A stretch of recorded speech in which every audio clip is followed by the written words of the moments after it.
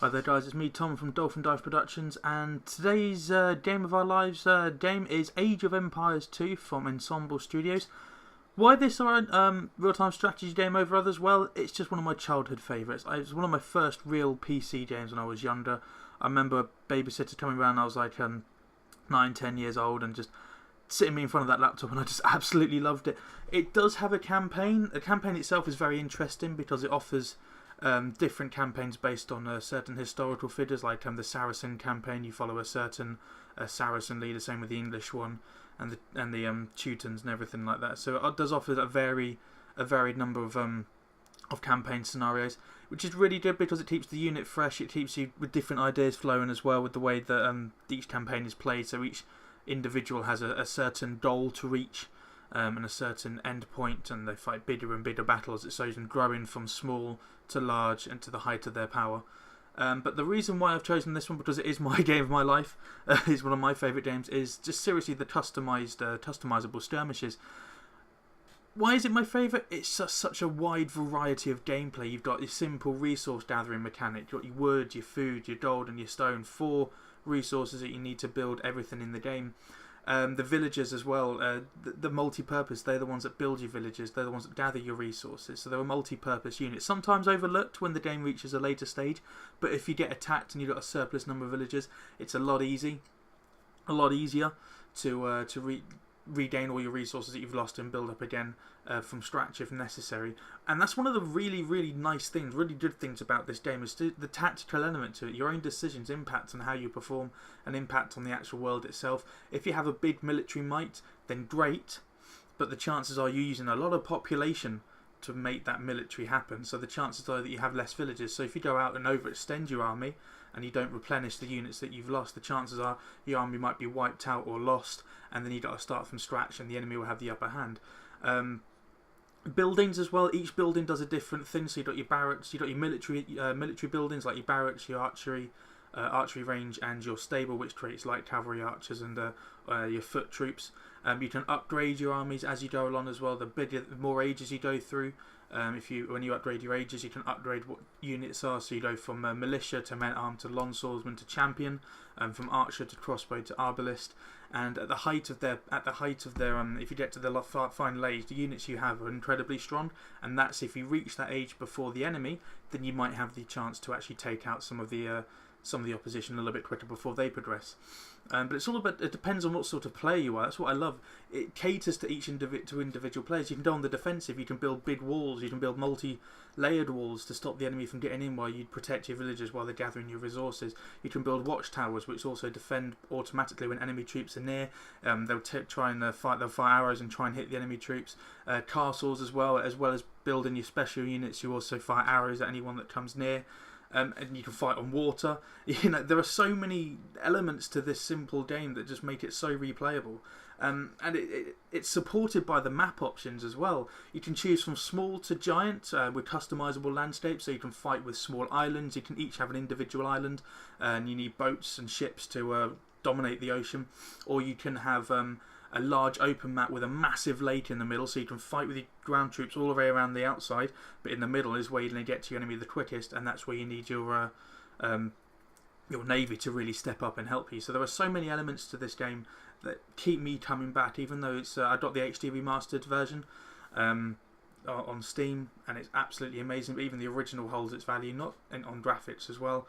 You can have up to 8 players, including yourself and 7 AI players on the same map at the same time, with up to 4 teams. So you can have, you can have 2, 2, and 2. So 2 in each team. They're all fighting each other with an ally. And each landscape as well offers various different resources. So if you're in a forest landscape, you have more wood.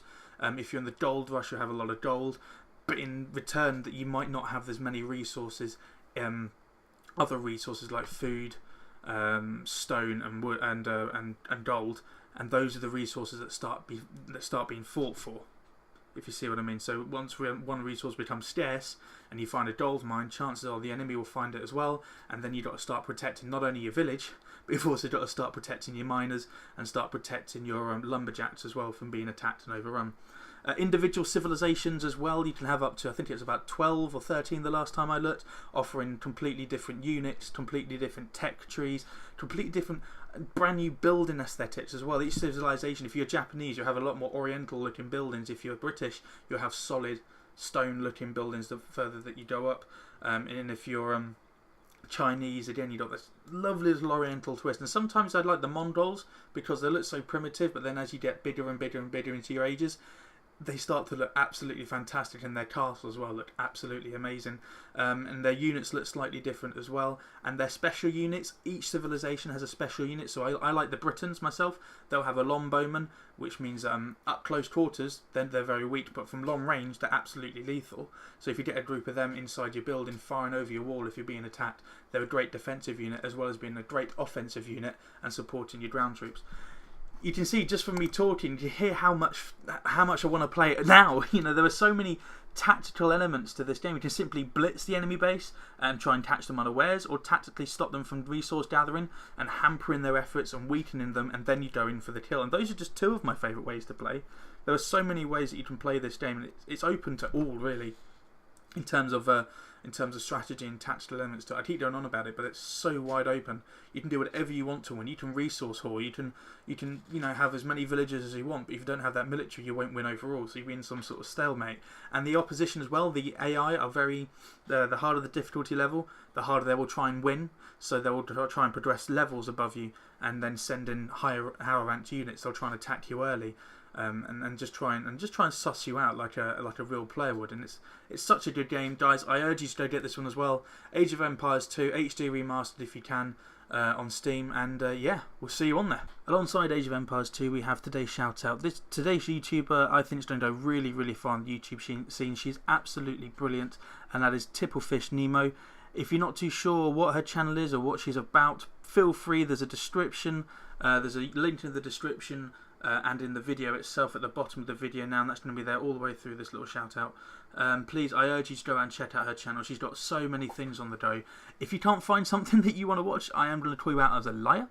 Just to give you a small taste of the video she's got going on at the moment, we've got Devil Chicken, Friday Night at Freddy's, we've got Evil Within as well, which she's doing loads and loads of Counter-Strike videos, Titanfall, Gary's Mod, Daisy, Minefield, Battlefield, also Outlast, so many things as you scroll down that are absolutely brilliant. Call of Duty Ghost, and I'm sure there'll be some Advanced Warfare on here as well. But within each, like I'm going to take Counter-Strike, her Counter-Strike series as an example.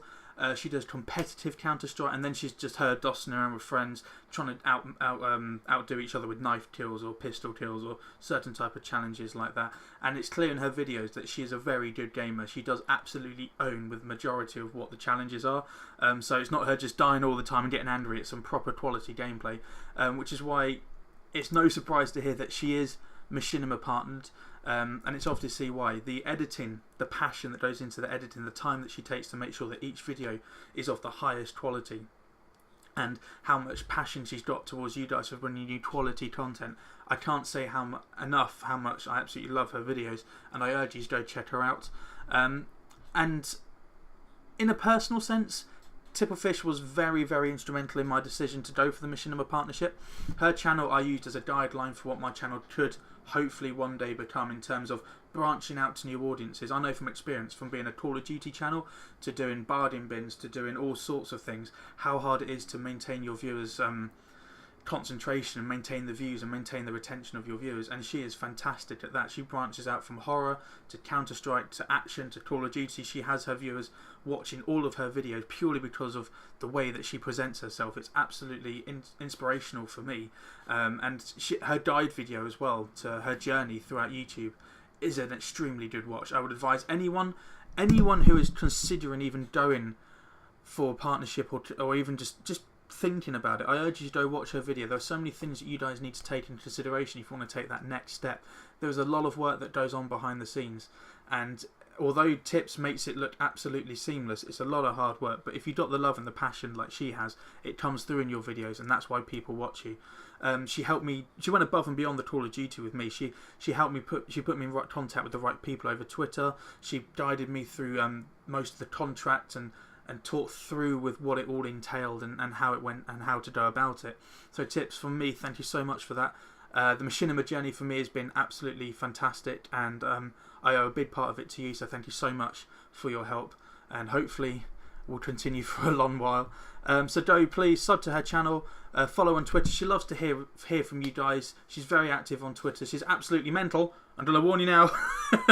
Some of the stuff that she comes out with is pure comedy gold, but she's absolutely brilliant and very, very active within the Twitter community and within the YouTube community as well. Trust me, you will not be disappointed. If you're going to throw a sub away, I urge you to throw it in Tipplefish's direction, and show her some love, guys, and let her know that Tom sent you.